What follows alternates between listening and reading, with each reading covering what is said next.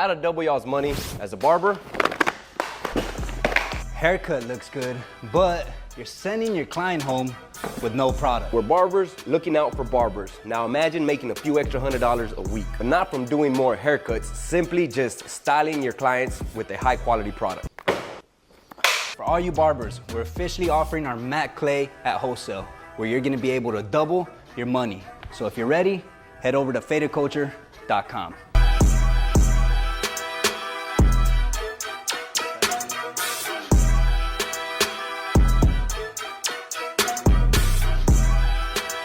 I brought a little bit extra. Write this down, Ruben, because this is a serious prescription. Listen up, hurry. Okay. You're gonna take one for the next 63 days. Hurry, take one of these. It's gonna be one in the AM, one in the PM. Make sure you take the one in the AM, because this is not gonna work if you don't take the one in the AM. 63 days. One in the AM, 63 days straight. one in the PM. Yes, 1 AM, 1 PM. Gotcha.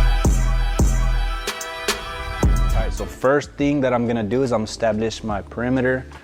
Coming to this fringe area, I'm gonna just remove a little bit, nothing crazy. I want it to match up more or less with the C-cups. As you can see, it's not much. The advantage of cutting it dry is I can see exactly where it's going to lay.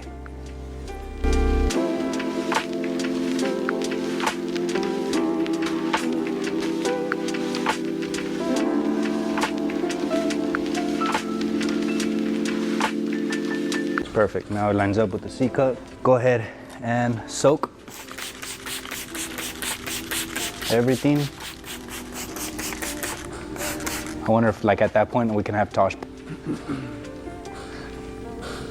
So I'm gonna go ahead and create my section, start separating the back from the front. The crown is right here. Gonna go towards that ear.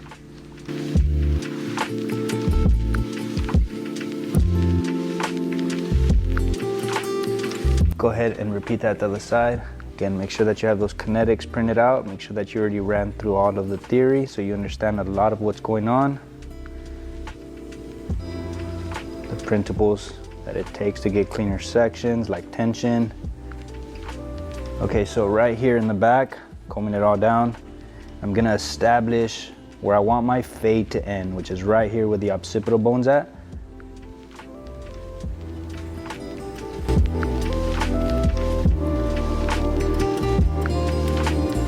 As I'm moving to the side, I'm also slightly stepping with it. As you can see, it's not much that I'm cutting.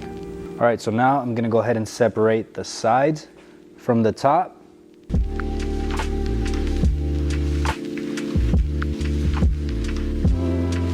And leave it untouched until the very end. When it's actually time to style, I can always come back and refine that. But at least I don't run the risk of cutting off too much. All right, so first I'm gonna establish where I want my taper to end, just the way I did on the backside. About right there. Now I'm gonna go ahead and grab a section from this backside.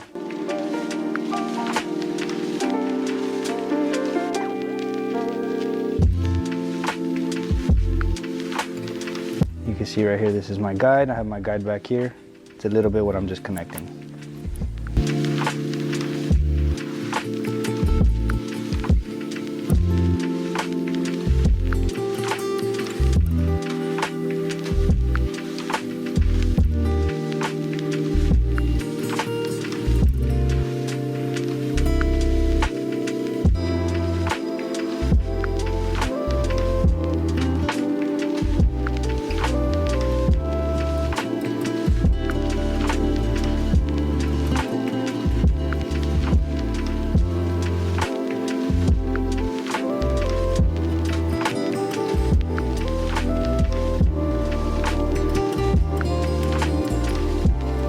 That I'm finished with the back and the sides, go ahead and resaturate, split it down the middle, and connect the top to the sides. You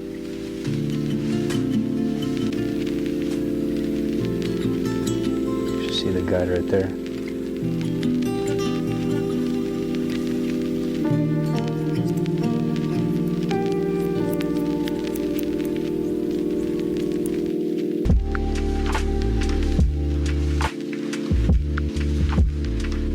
So now, since I started connecting the sides to the top, all that's left is this center section that hasn't been touched. So now splitting this, grabbing horizontal sections, I'm gonna see my guide I should be able to see my guide from the very edge of this section, which is right there. It's the shortest. From there, I can just cut that center section. Comb that back so it's out of my way. I could also step right here from the side just to get cleaner horizontal sections. Remember, you want each section about a comb's width. Again, finding your guide on that edge, and just point cut the rest.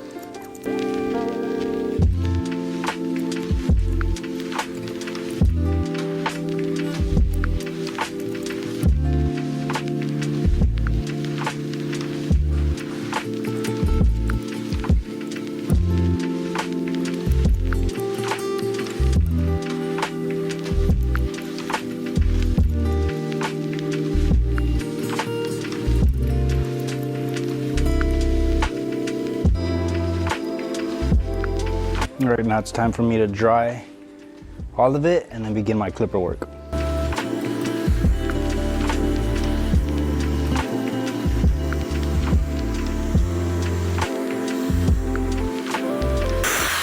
And priority is clipper work here, so as long as this is fully dry, I can proceed with the actual clipper work. This is still a little damp, which is okay. I can come in and still add a little bit of product. That's not gonna affect me as I'm putting my fade in. I'm gonna go ahead and begin with the back taper. As you can see where I established my line, that's where the taper is gonna end. Again, highly encourage you that you have the clipper kinetics out now as we begin the clipper work. Starting with the lever fully closed, I'm gonna set in my first guideline.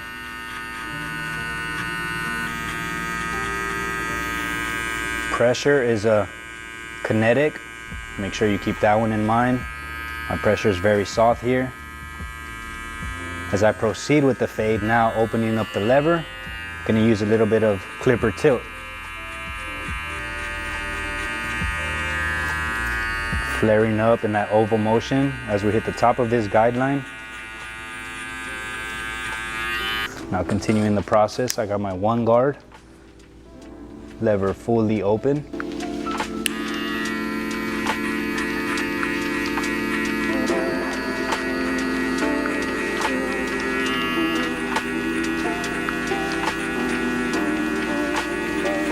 Now I got my 1.5 guard, lever still fully open.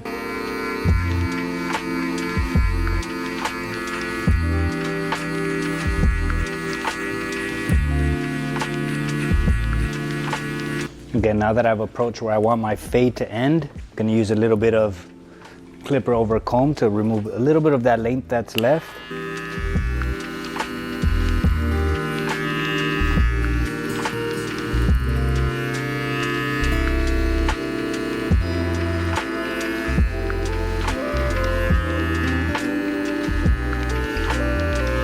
It's at this point that you should have 2 guidelines. We're gonna start with that top one, work our way down. Using my half guard, I'm gonna go ahead and close the lever just slightly, putting it into a 3/4 position. And again, my mindset is already to start blending. So I'm gonna be even more soft with this guard.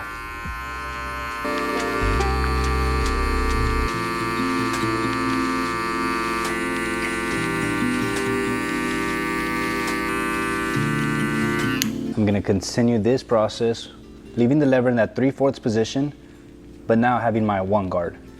There's very little that I feel I need to touch up, but I'm just gonna continue with the process. I was able to blend most of it with that half guard at 3/4. Again, that should always be your mindset.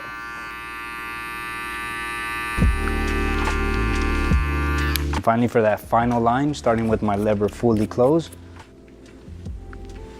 And because this last line is tedious, I'm gonna break down this section in half, starting just on this left section of the head. Starting with the lever again, fully closed.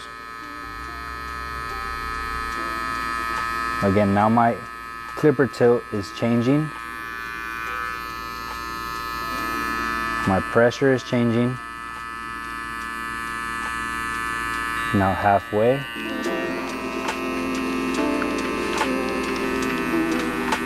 Getting this high into the fade, utilizing mostly just the corners of my clipper.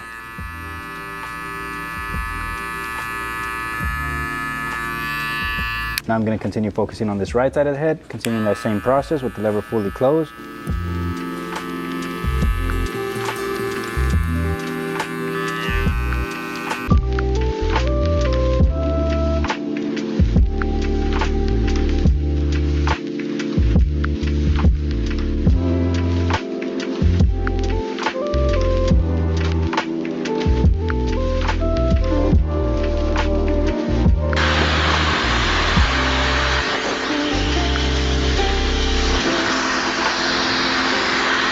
All right, so now I'm gonna add a little bit of water. It's still damp from earlier, so nothing too crazy.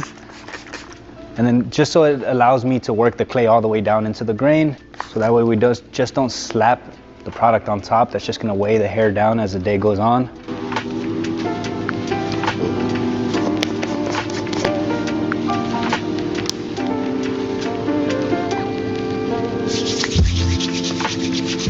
Make sure that you really emulsify the product into your hands.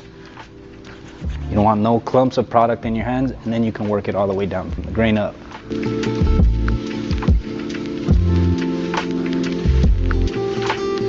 Because I want even distribution of airflow, I'm gonna go ahead and slap on the diffuser.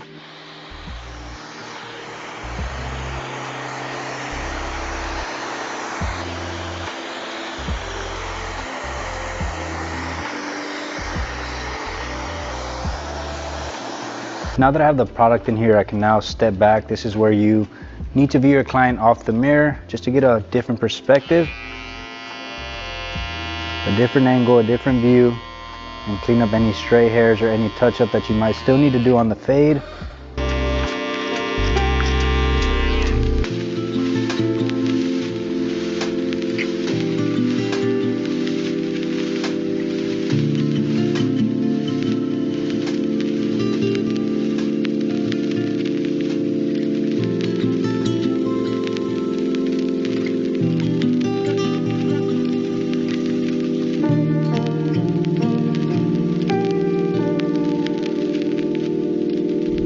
All right guys, so that's pretty much it. Hopefully y'all understood how we applied our kinetics and our fade system. That pretty much wraps it up for this taper fade with shear work.